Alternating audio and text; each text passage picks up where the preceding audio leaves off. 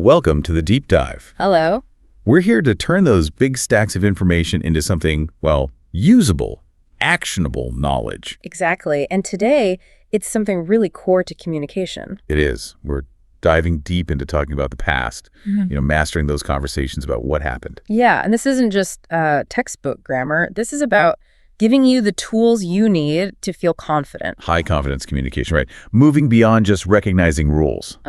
Into actually using them immediately. So our mission today, it's basically a shortcut. We want to get you fluently sharing stories, things you did yesterday, last week, last year. Or even just breakfast this morning. It's that fundamental. It really is. Think of it as your essential toolkit for, like, daily small talk, sharing your experiences. And the goal is, by the end of this deep dive, you won't just know the past tense forms. You'll be using them, naturally. Right. Retrieving them quickly, weaving them into stories, describing experiences without tripping up, making it all flow. We're taking the structure from our source material. It's a really focused blueprint for the past simple tense, and we're going to, pull it apart. Look at the why behind the what's. Exactly. Not just the rule, but why it works. That builds intuition, not just memory. And we have to stress how foundational this past simple tense is. If you want to build confidence, this is where you start. You really can't talk about your life without it, can you? Not at all. Experiences, memories, just chatting about your day. So these rules aren't just abstract ideas. They're tools for right now, especially since, so much conversations about what you did or what you're going to do. Precisely. Ready to jump into the core mechanism. Let's do it. Past simple foundation. Okay, so the core function. What's the absolute main idea of the past simple? Completion. That's the key word, I think. It's for actions that started and, crucially, finished in the past. Done. Over. Finite. Yeah, a specific time, even if it's just implied. It's decisive. Absolutely. We're not talking about things that started back then and are still happening now. That's different. A whole other deep dive. Right. This is purely about actions with a clear endpoint. Like the example. I watched a movie yesterday. Perfect. That verb, watched. Yeah. It tells you the whole story. Started, happened, finished, all before right now. That ed on the end, it's like a timestamp. It anchors it in the past. Gives it that clarity. But, okay, knowing the definition is one thing. Applying it is another, especially with the two types of verbs. Right. Let's tackle rule number one first, the friendly ones, regular verbs. Yes, the standard path, the rule followers. Mostly. The basic idea is simple. Add ed to the end of the verb. Play becomes played. Work becomes worked. Seems easy. It does seem easy, but just knowing to add ed isn't quite enough if you want to sound natural, is it? No, because that ending, that ed, it actually sounds different depending on the sound right before it. This is huge. This is often a real aha moment for learners. 3 different sounds from the same 2 letters. Knowing them is, well, critical for fluency. Okay, let's break down those sounds using the examples we have. First, play becomes played. Right, that Y sound, E, its voice, your vocal cords are buzzing, so the ed takes on that voice. It's a soft D sound. Played. Okay. Then work becomes worked. Hear the difference. That K sound. K is just air, voiceless. So the ed has to match. It becomes a sharp T sound. Worked. Played D, work T. Got it. What about visit becoming visited? Well, visit already ends in a T sound. If a verb ends in a T or a D sound already, you can't just stick another T or D on there. You wouldn't be able to hear it clearly. Exactly. So we have to add a whole extra syllable. An ed sound, so it's visited. Okay, so the sound before the ending dictates D, T, or T. That's way more nuanced than just add ed. It is, and mastering that moves you from just knowing the rule to actually using it correctly in conversation. Spot a regular verb, you know the spelling and the sound. And we should probably quickly mention spelling too, right? Because sometimes adding ed changes the spelling. Good point. Yeah. Like if a verb ends in yo after a consonant, like study. The Y changes to I before the ed, studied. S-T-U-D-I-E-D. Right. Or short vowel, single consonant, like stop. Double the last consonant, stopped. S-T-O-P-P-D. Little details, but they matter for writing it correctly. They do. And look, the consistency of these regular verbs is great for building that initial confidence. But you can't talk for 5 minutes without hitting rule number 2. The irregular verbs. The rebels. If regulars are the standard path, these are the ancient trails. Verbs so old and common, they just resisted changing. Exactly. And they are the absolute lifeblood of natural conversation. They don't follow that nice, neat ed rule. And the key thing is how often you use them. Frequency, yes. The most common verbs we use every day, be, have, do, go, eat, they're almost all irregular. So you can't avoid them. Nope. Which means mastering even a small group gives you this huge leap in fluency. We need to look beyond just the few examples we first mentioned. Okay, let's group some key ones. How they change might help. Sure. What about the ones where the vowel sound just shifts? Good category. Our source highlighted, go becoming went. That's a big change, almost a totally different word. Essential for talking about movement. Then eat becomes ate. Uh-huh. Drink becomes drank. Come becomes came. You hear that internal vowel shift. Yeah. What about verbs for having things or experiencing things? Okay, so hag becomes had. That's massive. See becomes saw. Then you get the really weird ones, like read, spelled the same, R-E-A-D. But pronounced read in the past? Tricky. Or the ones that don't change at all, like put remains put, cut remains cut. You just know from the context it's past tense. Right. Now, the source focused heavily on go, have, eat, drink. And there's a very good reason for that. They're just unavoidable for talking about, well, anything social or personal, really. Absolutely. If you nail those four went, had, ate, drank, you can suddenly talk about a huge chunk of your daily life and weekend. It's amazing they've stayed irregular, isn't it? With all the language changing around them. It speaks to how much we use them. Constant use protects them from standardization. So yeah, pure memory is involved here. No escaping it. But the payoff is huge. Yeah. Seriously, learn the top, say, 15 or 20 irregulars by heart, and your ability to chat just skyrockets. Okay, so we know the forms regular aid with its sounds, irregular changes. Now the structure part, questions and negatives. This is where people wobble. Yes. Enter the auxiliary verb, did, the helper verb. And when did shows up, everything changes, grammatically speaking. It does. For questions or negatives in the past, we use did or did not, didn't. And the crucial thing to grasp is did is the past tense of do. So it's already carrying the past tense meaning for the whole verb phrase. Precisely. Think of did as the tense carrier. It takes the load. And because it's doing that job, The main verb, the one describing the action, it just snaps back. Exactly. Back to its base form, its dictionary form. No ed, no irregular change. It becomes simple again. This is that key point, isn't it? Why we say, what did you do, not what did you went? Because did went is like saying past tense. You're marking it twice. English doesn't like that redundancy. Economy of language. Uh-huh. Did the job.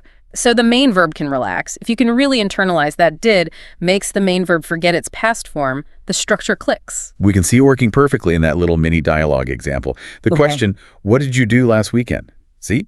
Did is past, do is base form. And then look at the answers. The did is gone, so the verbs immediately take their past simple forms. I went shopping, irregular. I cooked dinner, regular tat sound. I watched a movie, regular tat sound again. The speaker is flicking between regular and irregular rules instantly. But only using did for the question itself. Or if they were saying no, right, negatives use it too. Absolutely. Common mistake alert. If you want to say you didn't watch the movie. It's I did not watch the movie. Not I did not watched. As soon as did not or didn't appears, that main verb drops its past tense ending, watch, not watched. That little dialogue really is a perfect snapshot of real conversation. You need that quick switching, and you need that strict did plus base form rule. Master that, and you sound much more natural. Okay, let's make this real for everyone listening. Your aha moment, your immediate practice. Think right now.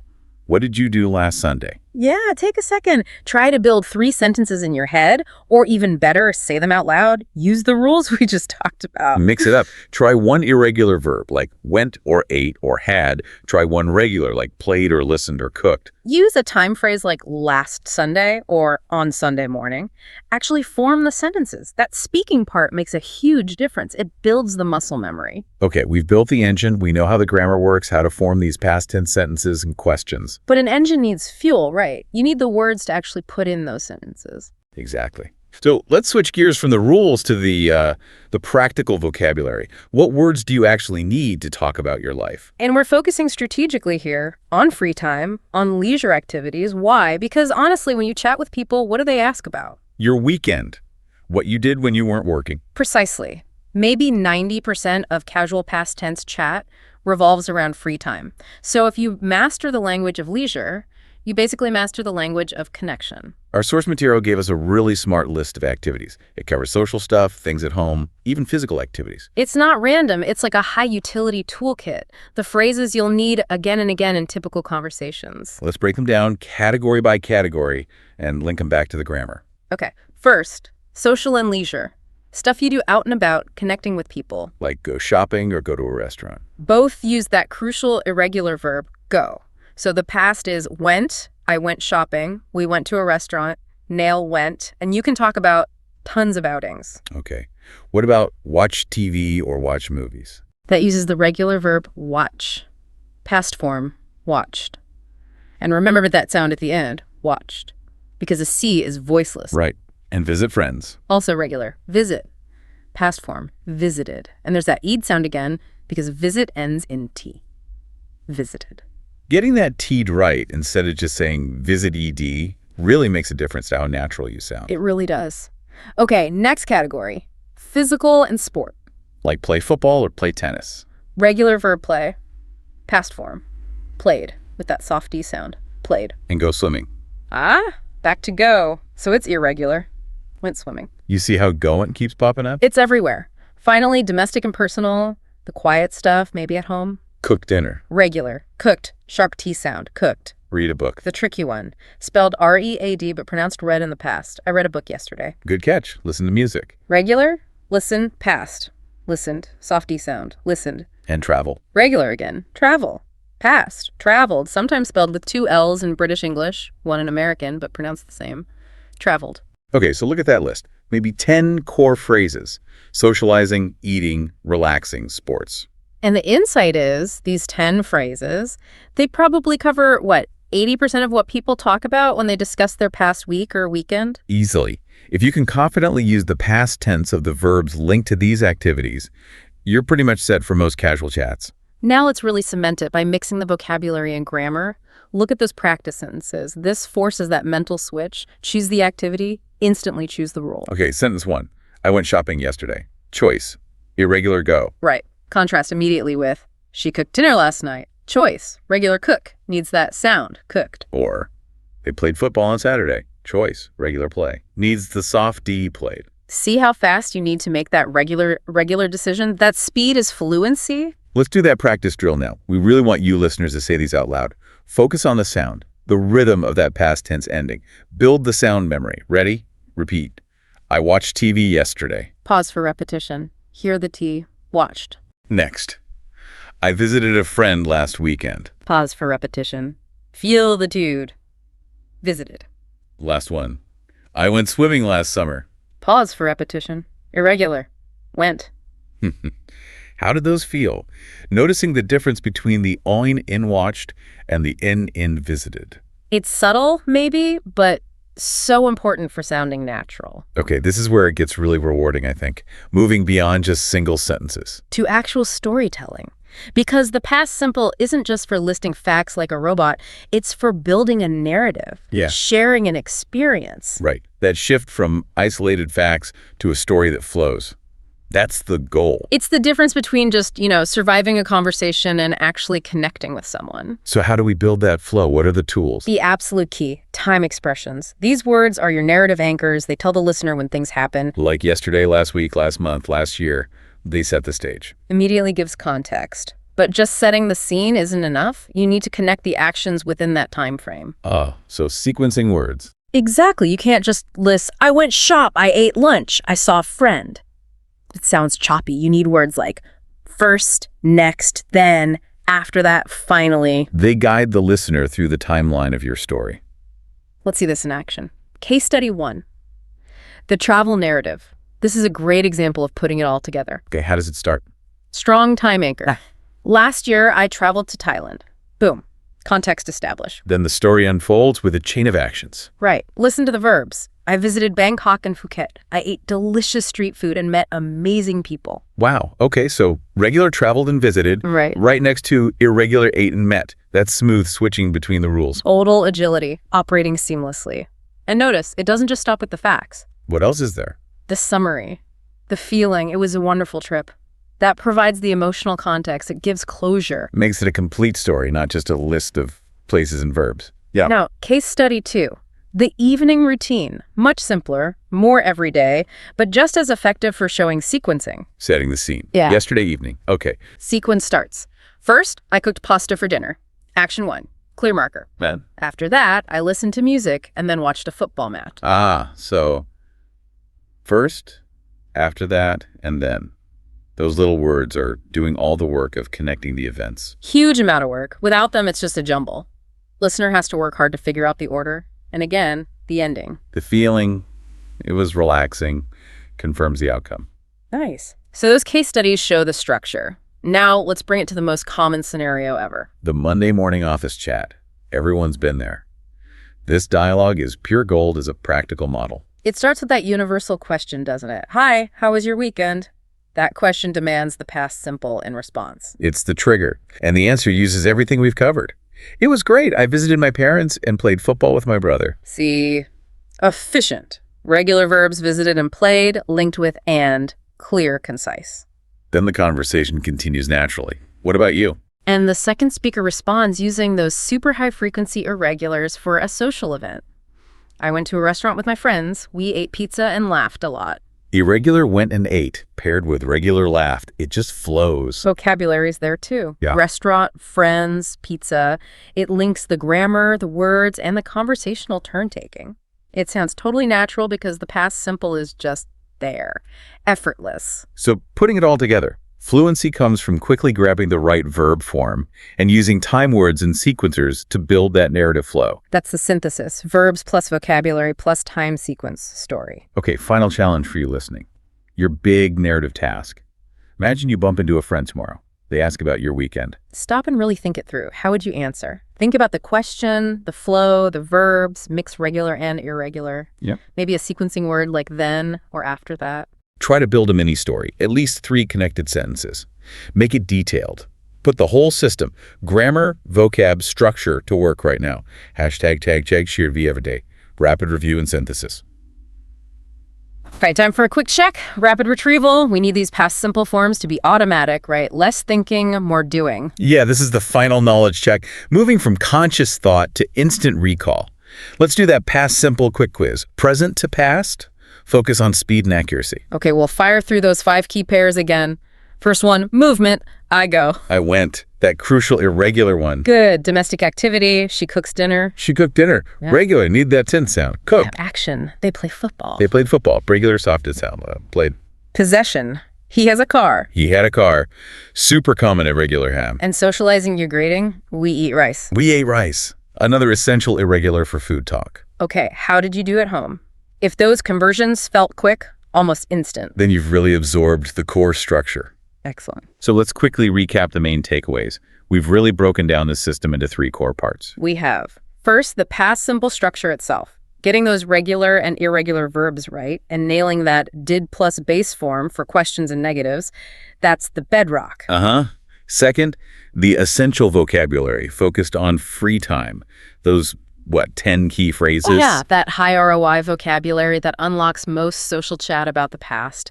Went shopping, watched TV, played football, etc. And third, and maybe most importantly, turning it into narrative. Storytelling, using time markers and sequencing words to connect those actions into a coherent, engaging story about your experiences. Grammar, vocabulary, and storytelling flow. That's the system. #TOEFL, outro and final thought. So we've given you the tools, the blueprint, everything you need to unlock your own past in conversation. Now comes the final piece of advice, straight from the source material. The classic, but absolutely true. Practice makes perfect. Can't argue with that, but let's make it concrete. Okay, here's your specific daily challenge.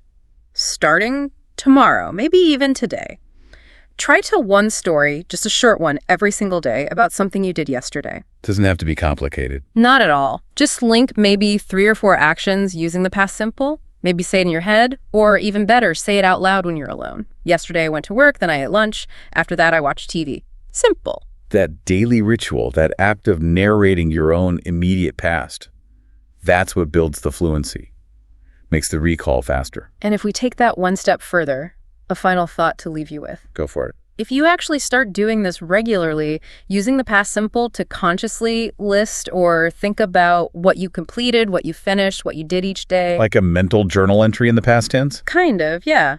How does that structured reflection change things? Not just your English fluency, obviously, but does it change your memory? Does it change how you appreciate or even notice how you spent your time? Huh.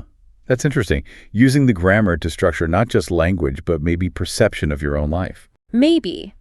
Learning the past simple isn't just grammar. It's potentially a tool for systematically structuring and perhaps valuing your own personal history day by day. A fantastic thought to end on. Start structuring your history today. Thank you, everyone, for joining us for this deep dive. We really hope these tools help you ace that next chat about your weekend. Good luck.